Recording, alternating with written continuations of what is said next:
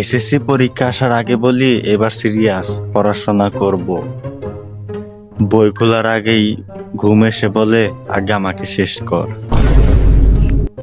SSC পরীক্ষার সবচেয়ে কঠিন প্রশ্ন কি তোমরা জানো?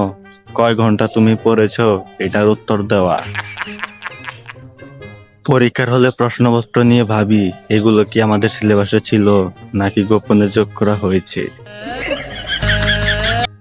এসএসসি পরীক্ষার আগের রাতে বই সাথে, মোবাইল পাশে, আর মাথার ভিতরে একটা কথা, কাল থেকে পড়বো। বন্ধু বলে আমার পড়া শেষ বন্ধু, আর আমি বলি আমার তো এখনো বইয়ের কবারই পড়া শেষ হয়নি।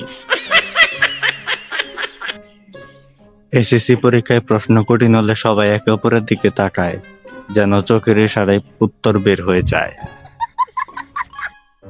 এসএসসি পরীক্ষার পর যে শান্তিটা আসে, মনে হয় পৃথিবীর সকল টেনশন একসাথে বিদায় নিয়েছে।